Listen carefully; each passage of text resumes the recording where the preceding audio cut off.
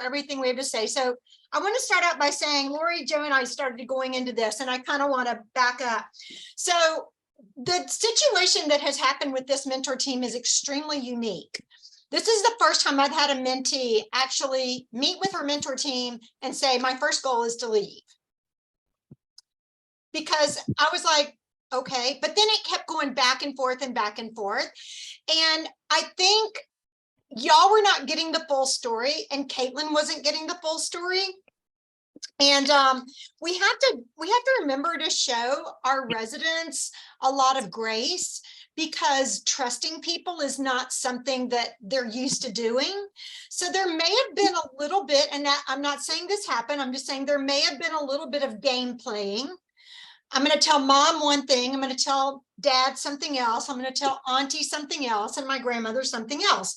So as far as, well, first off, thank you for meeting on Zoom. I know Carrie had said something about, meeting on Zoom is better to meet in person, but I agree. I would much rather meet in person. I'm in Cave Creek.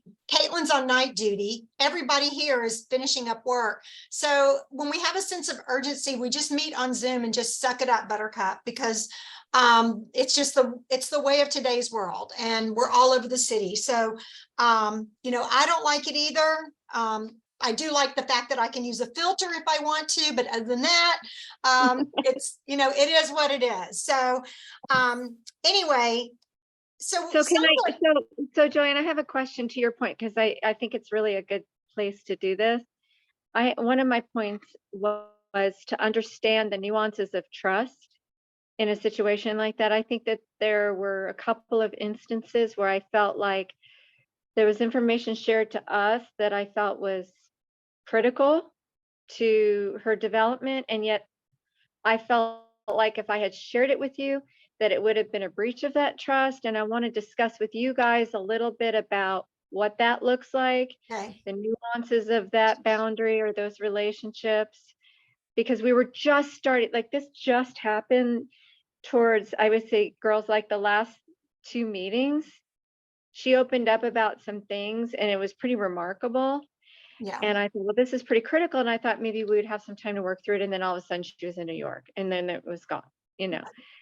So yeah. I didn't want to interrupt you, but I felt like that was a good place. And the whole New York thing, I mean, her going back and forth with, I'm going to go to Georgia, I'm going to go to New York, I'm going to go to Portland, I'm going to go here, I'm going to do that.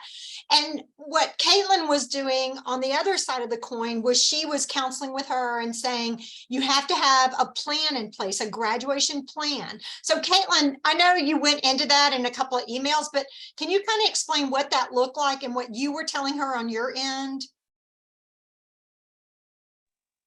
Yeah, so what we give our residents on each pillar is called pillar work. And so they have to complete it before they go to the next pillar. Her entire pillar work packet was, these are all the different things that you need to have in place before you graduate, because we knew from the beginning that she didn't want to be in Phoenix. And so she said, I don't really know where I'm going, but I don't want to be here. And I was just making sure, okay, do you have like your behavioral health stuff set up? Do you have a place to live? Do you have a job lined up? And so all of those things needed to be in place before she graduated. And so that was the agreement that we had. So part of that, it was a very last minute trip to New York for all of us.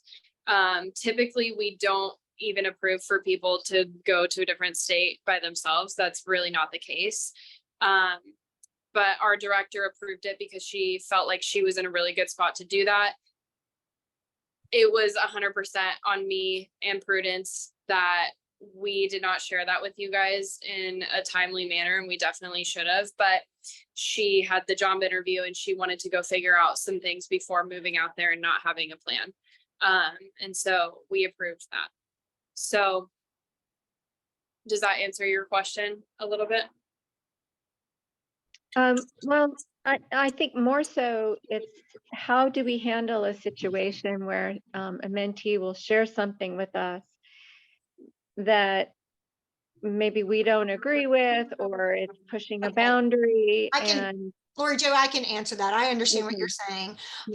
So when Ansley sends me those reports, what the team leader is supposed to do and what she has done is at the very top of the report, highlighted in yellow, it might say, Nicole, which she still goes by Prudence in the program, but Nicole Prudence has shared that blah, blah, blah, blah, blah. And, you know, also some confidential things about her personal life.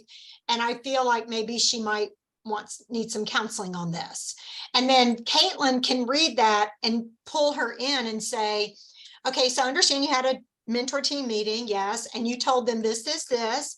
Yes. So what is that plan looking like now, so that she's communicating?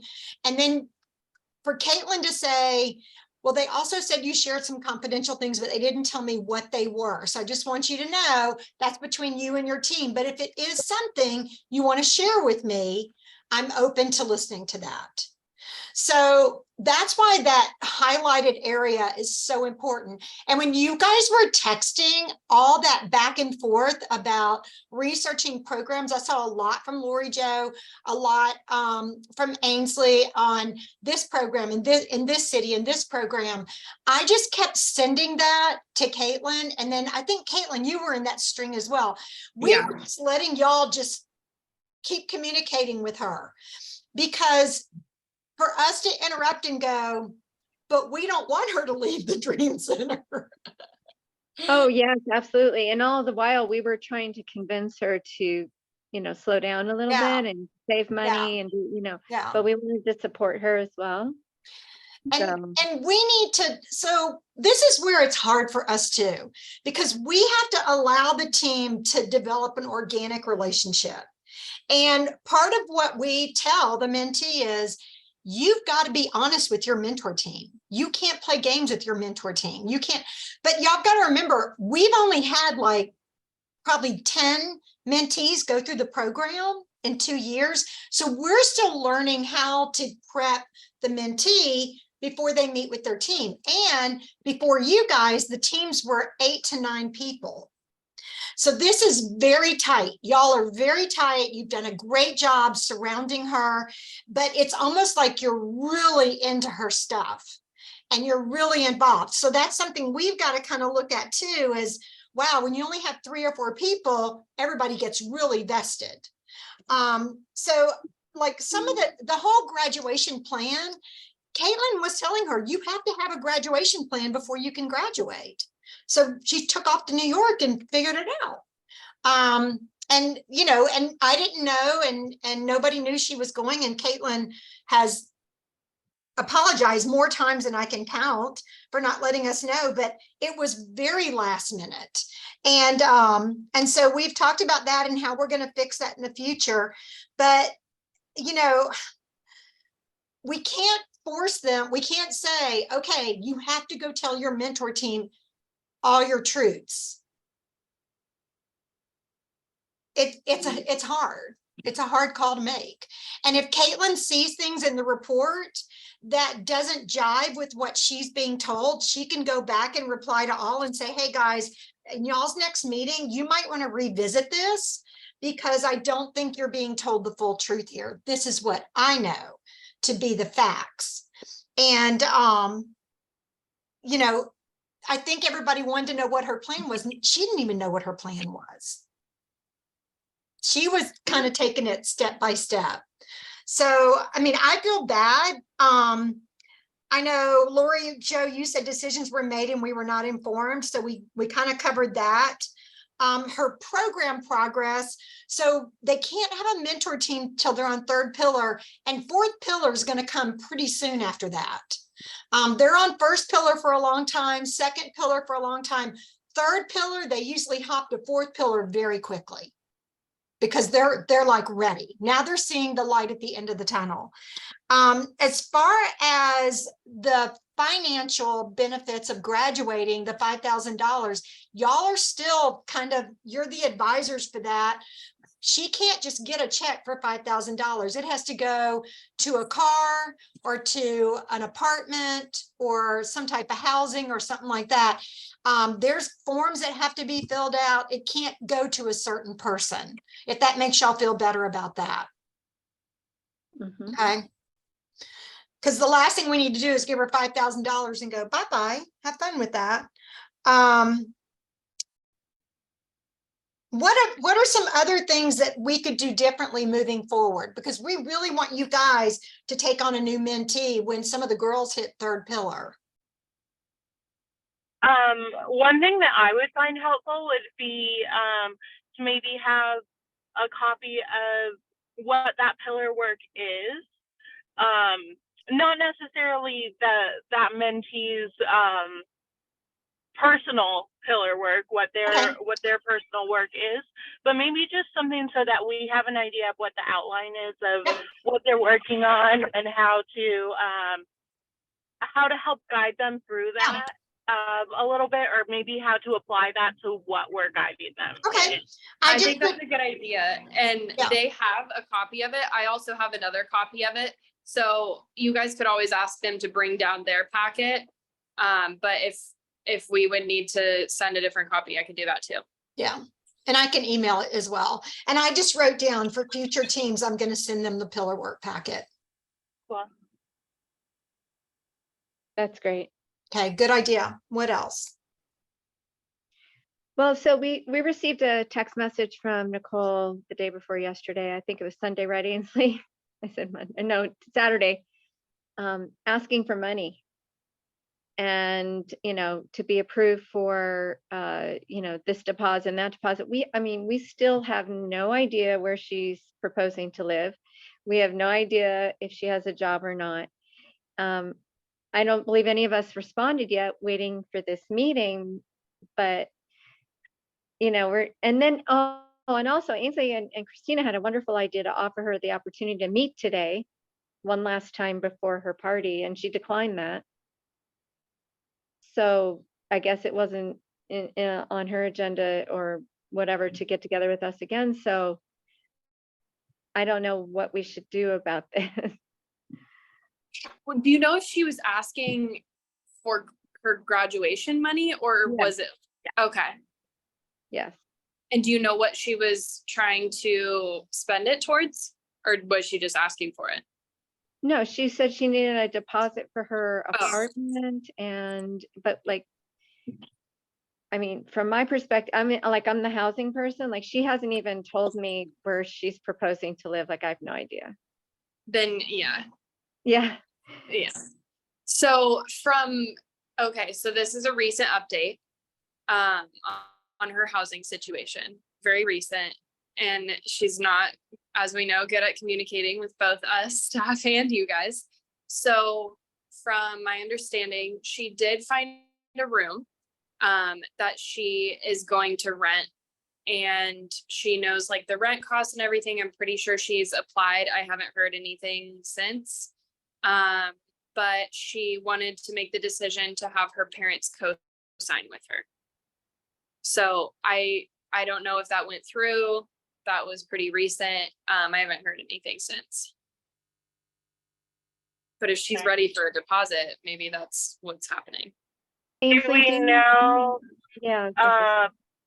what that room situation looks like? Because she had mentioned at one point that it was maybe a shared space with 4 other girls and a guy. And do we know does she know these people? Is this a Craigslist room? Has it been vetted at all for safety or legitimacy? So it's a good question. And I'll tell you a little bit about how I go about these things. It is a room with other people.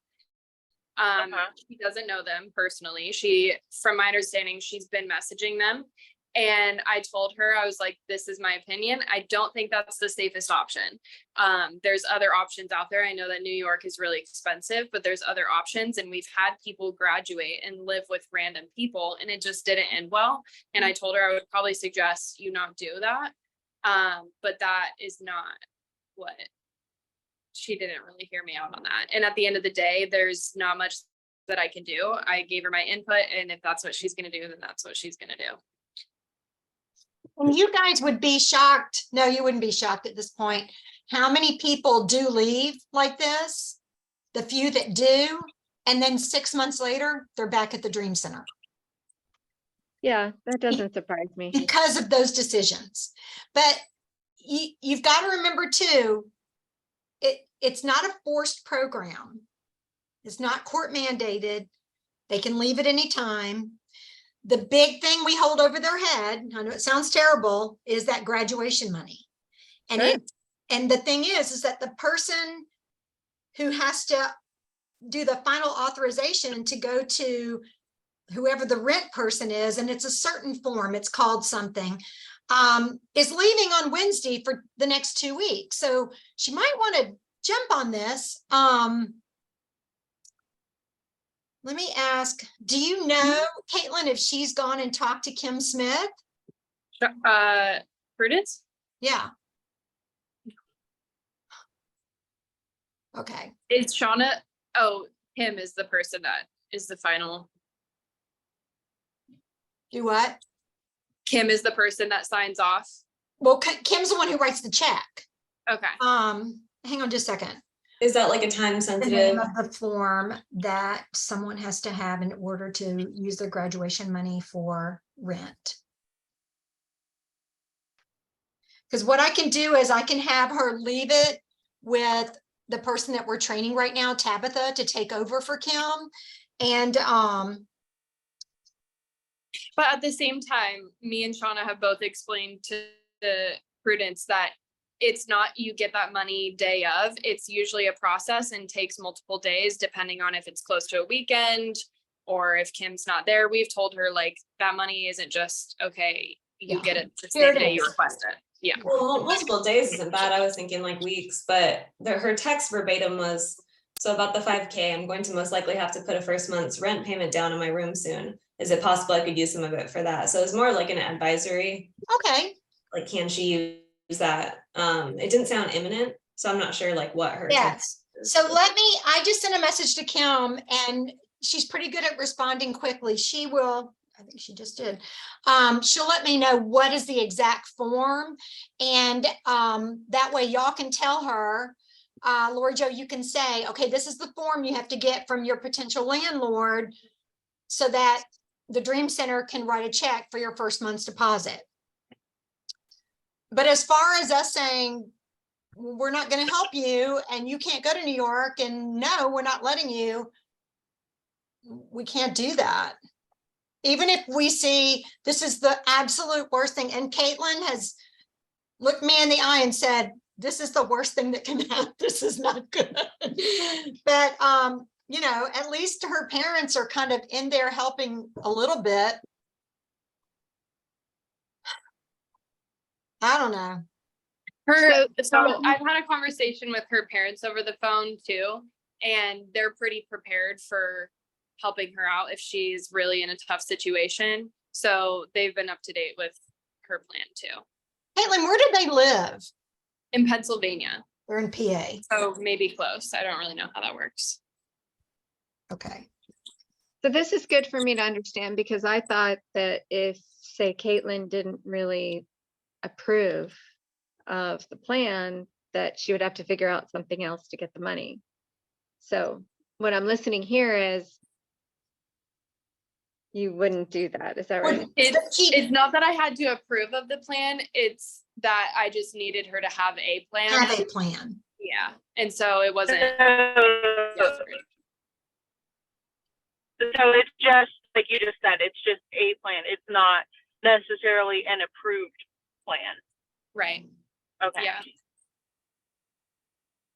She just has to know where she's going to live and if she's going to have a job and all that. And I mean, she's really done everything she's been asked to do. Mm-hmm. We just don't like it. But I will say, like, typically when people want to leave the state after they graduate, it's done pretty poorly.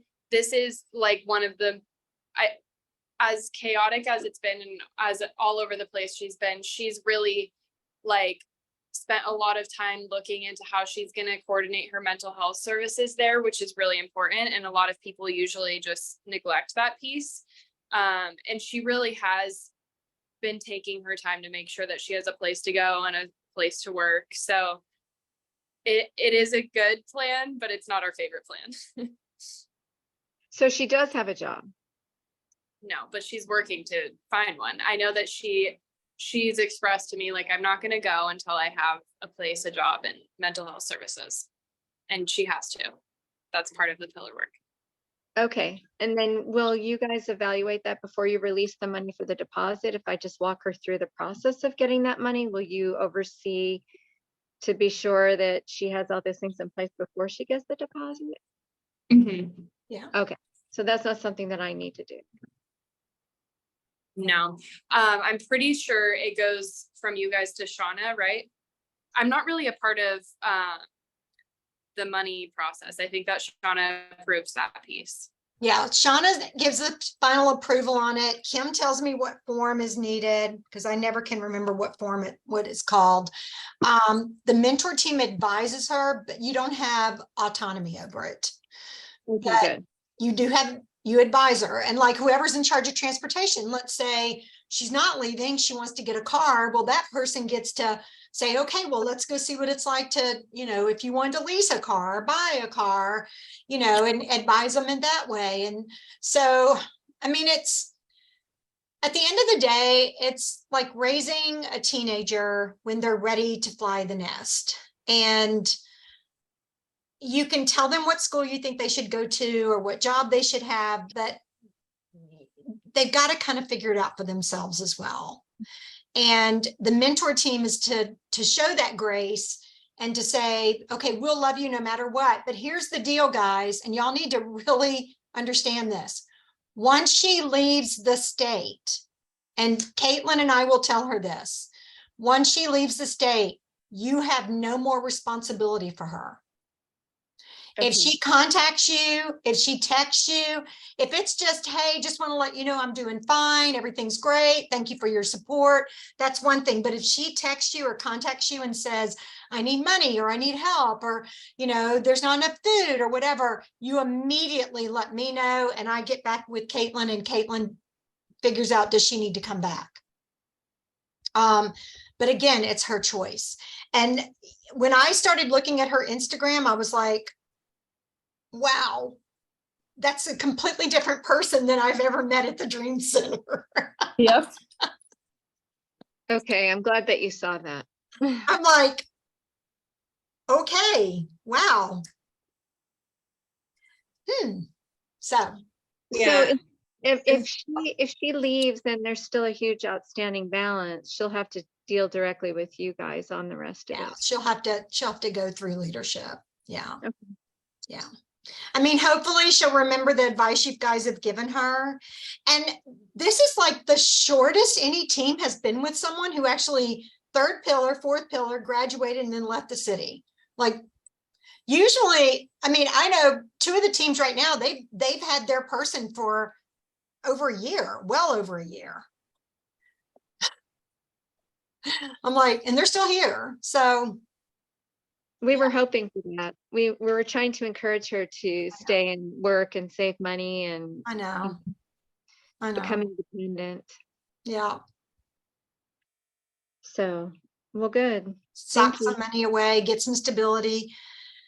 But, and I'm not saying she's doing it to escape the heat, because have you seen the weather in New York? It's 98 with 100% humidity. So get ready. Yeah. All right. Any other concerns y'all have?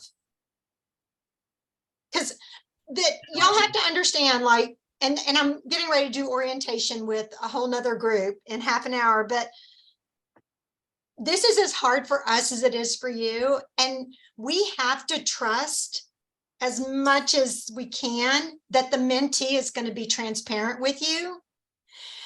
And her saying, I want to leave as soon as possible, I think she was being transparent. That's not what we wanted to hear. And it surprised me. And I think it has surprised all of you as well. So, I mean, I really hope that, if, once she does, and it could change tomorrow, right, Caitlin? Yep. But once she leaves, I really hope that you guys will say, you know what, give us another one. I will tell you, we had one team in particular, they went through 4 residents in the first year because people were coming and going so quickly. And I'm like, okay, we're going to start doing interviews before anyone gets a mentee, because I didn't realize people were looking to leave so quickly or go back to their home. So, you know, this is kind of a throwback to what happened with that team. So, but you guys have done a great job. You've been on top of it. I know you feel like there might not have been enough communication with leadership and all, but I want you to understand, as you're looking at Caitlin right now, who is now on night duty after probably working all day today, she's running a program by herself for over 30 girls. And once we max out, it'll be a lot more than that. And so juggling all of that and trying to keep up with all these reports and everything. Okay, W-9. So it's called a W-9. It comes from the landlord. I should have known what that was. I'll let her know. Yeah.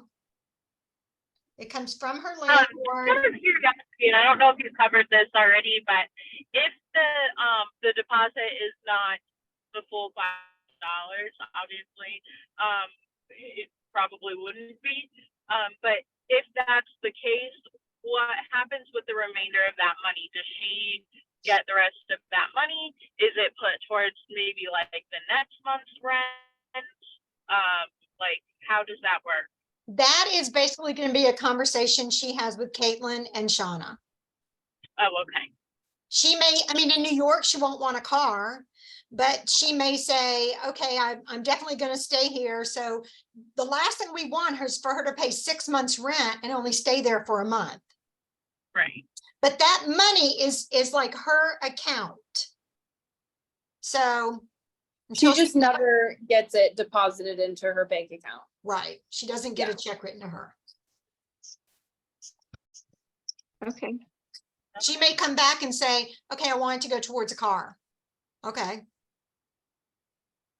But I let's- suspect, I don't know about the situation with the roommate thing, but in general, what I think in my experience, there's like one roommate that has the lease and then they lease out the rest of the rooms. How does that work? Like if I don't she's know. got some random person that, you know.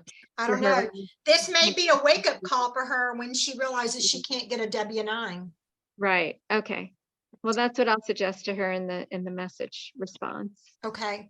And you know, I don't want to be a doomsday prophet, but why don't we, you know, let's let her get through graduation. If she's going to move to New York, okay, go to do that. And then we lost Christina. There she is. Oh, there, you're back. And then let's kind of put a pin in the group for about 30 days. And let's see. I mean, I hate to say, I want y'all to wait around and see if she comes back. But right now, we don't have many girls that are really ready for a mentor team. So y'all would be on hold anyway. Okay, Okay. Yeah. And again, I would love to meet with you guys in person. If we can make that happen, that's great. But we're all over the city and it's just crazy. So I knew that y'all wanted to chat about this pretty quickly.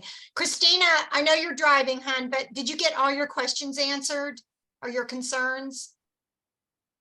Yes. Okay. She's saying yes. Okay. Don't wreck. Okay. All right. well, Okay. thank you. Thank you very much. Well, thank you guys. I appreciate it. And I know Carrie will be watching this message later on. So hopefully everybody's on the same page. We're all good. We're all happy. It's a frustrating situation. It's frustrating for Caitlin. It's frustrating for me. It's frustrating for you guys, but we can't control them.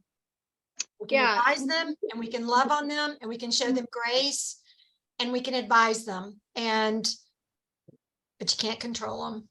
Yeah, and I think, you know, the biggest frustration for me is I didn't know what to do. So now that I know what to do, it really is good for the next time because now Yeah. I'll know. how to handle Yeah. it. And when anytime a resident says, I want you to talk to my parents, and I've actually made this part of my training now, you do not talk to their parents. You do not talk to their family, their parents, nothing. Leadership does that.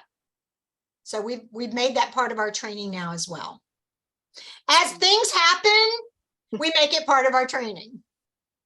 Yeah, because y'all know, I told y'all in the beginning, I actually had to make it part of my training that if you take your mentee out to lunch or dinner with the team, please don't order alcohol. Why? Because that happened to someone, you know? Please don't let them drive your car. Why? Because that happened with someone. Please don't have them at your house by yourself because that happened with someone. So our training just gets thicker and thicker and thicker. But you guys have been really you. helpful and I appreciate it. Ainsley, thank you so much. Thank you. Yeah, happy to. And thank you for answering our questions. Yeah, Yeah, no thank you problem. very much. Okay. All right, guys. I'll talk to you later. Bye, Caitlin. Thank you, Caitlin. Bye. Go put Thank your you, fires guys. out.